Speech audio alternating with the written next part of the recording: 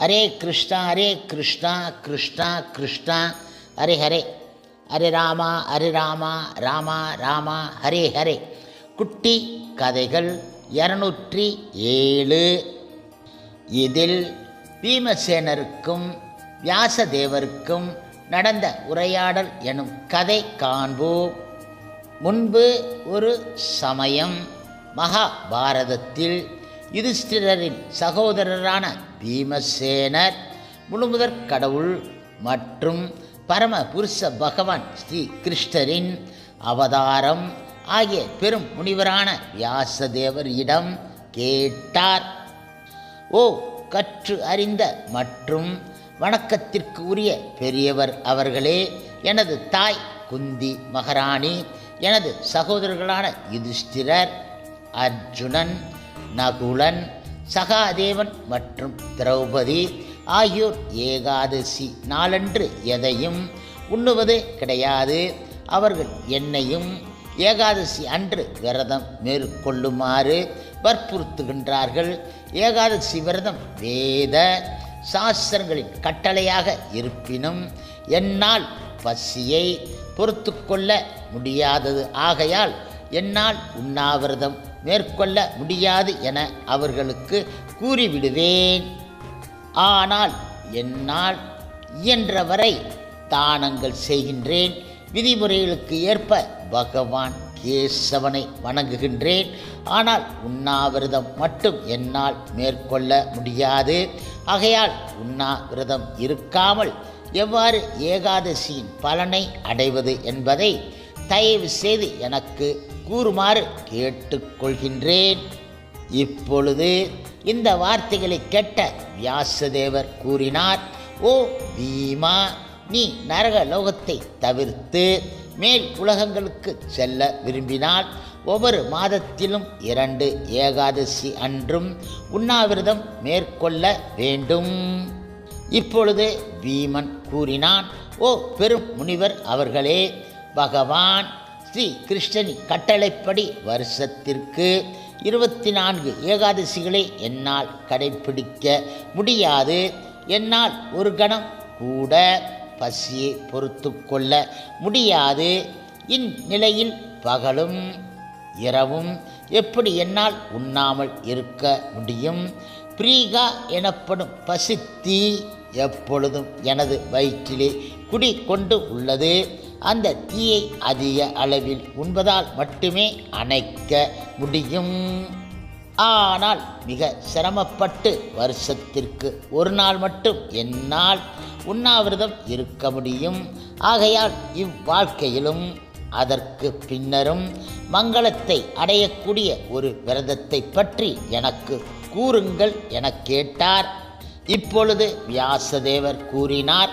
ஓ மன்னா, நீ ஏற்கனவே என்னிடம் இருந்து வேத மத கொள்கைகளை பற்றியும் மனித பிறவியின் கடமைகளை பற்றியும் கேட்டு அறிந்து கொண்டு உள்ளாய். ஆனால் இந்த கலியுகத்தில் யாராலும் அந்த விதிமுறைகளை கடைப்பிடிக்க முடியாது. ஆகையால் மிகுந்த பலனை அளிக்கக்கூடிய ஒரு சுலபமான வழிமுறையை உனக்கு கூறுகின்றேன். இந்த வழிமுறை எல்லா புராணங்களின் சாரம் ஆகும். தேய்பிறை மற்றும் வளர்பிறையின் ஏகாதசிகள் அன்று உண்ணாவிரதம் மேற்கொள்பவர் யாராயினும் நரகத்திற்கு கண்டிப்பாக செல்ல மாட்டார். இப்பொழுது வியாசதேவரின் இந்த வார்த்தைகளை கேட்ட பீமசேனன் அதிர்ச்சி உற்று அரச மரத்தின் இலை போல் உடல் நடுங்கி கூறினான். ஓ பெரியவர் அவர்களே, நான் என்ன செய்வேன்?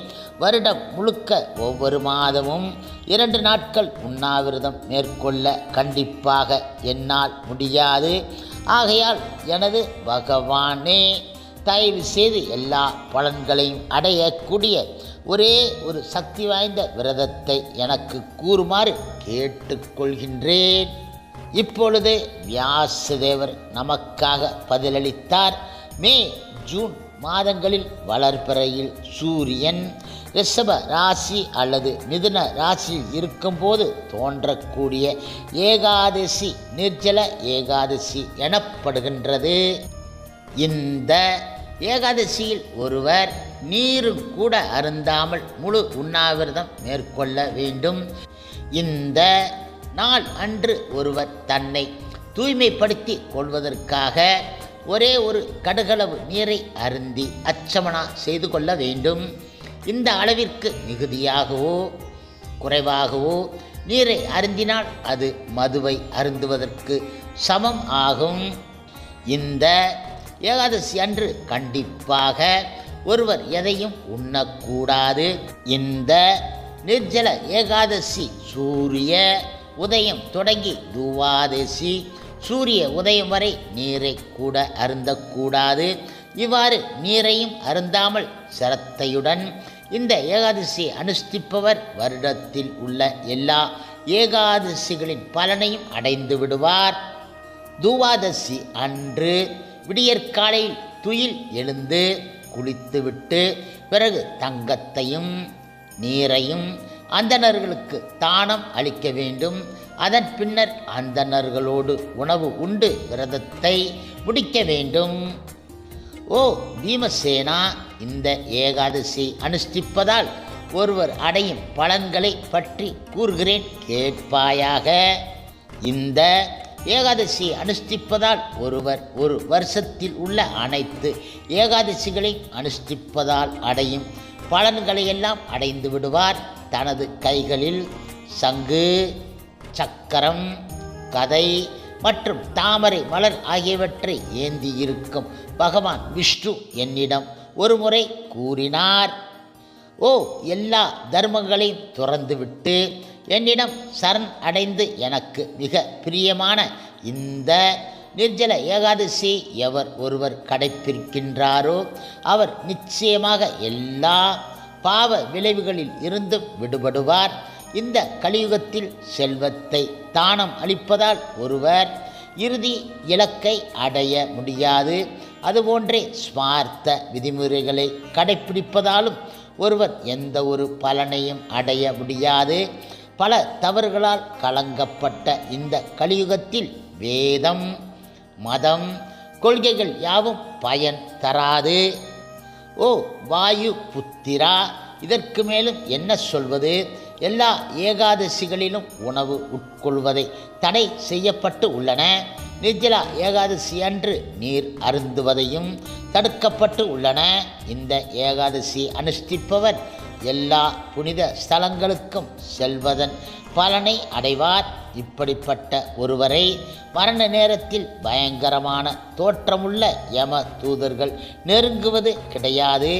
மாறாக தெய்வீக தன்மை உடைய விஷ்ணு தூதர்களால் விஷ்ணுவின் பரமபதத்திற்கு அழைத்து செல்லப்படுவார். இந்த ஏகாதசியை அனுஷ்டித்த பின்னர் ஒருவர் நீரையோ பசுவையோ தானம் அளித்தால் அவர் தன் எல்லா பாவ செயல்களில் இருந்தும் விடுபட்டு விடுகின்றார். இந்த ஏகாதசியின் பெருமைகளை கேட்ட மற்ற பாண்டவர்கள் இதை அனுஷ்டிக்க தீர்மானித்து விட்டார்கள். அன்று முதல் பீமனும் இந்த ஏகாதசியை அனுஷ்டிக்க துவங்கிவிட்டார். ஆகையால் இந்த ஏகாதசி பாண்டவ நிர்ஜல அல்லது பீமசேனா ஏகாதசி என புகழ் பெற்றுவிட்டது. இந்த ஏகாதசியை அனுஷ்டிப்பதால் சுமேரு மற்றும் மந்தாரா மலைகளைப் போன்று மிகப்பெரிய அளவிலான பாவச் செயல்கள் அனைத்தும் உடனே எரிந்து சாம்பல் ஆகின்றன.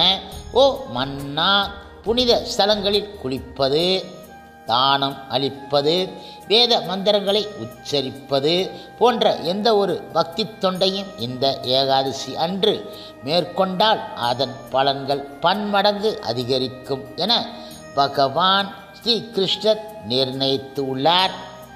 இந்த நிர்ஜல ஏகாதசியின் பெருமைகளை படித்தாலோ அல்லது கேட்டாலோ ஒருவர் வைகுண்டத்தை அடைவார். பிரதிபாதா உடன் அணைந்து வரும் அமாவாசை விரதத்தை கடைப்பிடிப்பதன் பலனையும் சூரிய கிரகணத்தின் போது முன்னோர்களுக்கு பிண்ட பிரதானம் செய்வதன் பலனையும் இந்த ஏகாதசியின் பெருமைகளை பற்றி கேட்பதாலேயே அடைந்து விடலாம். ஒவ்வொரு வருடமும் மே, ஜூன் மாதங்களில் வளர்பிறையில் தோன்றக்கூடிய நிர்ஜல ஏகாதசியின் விவரங்களை பிரம்ம வைவர்த்த புராணத்தில் வியாசதேவருக்கும் பீமசேனருக்கும் இடையிலான உரையாடலில் விவரிக்கப்பட்டு உள்ளன. ஹரே கிருஷ்ணா ஹரே கிருஷ்ணா கிருஷ்ணா கிருஷ்ணா ஹரே ஹரே, ஹரே ராமா ராமா ராமா ஹரே ஹரே.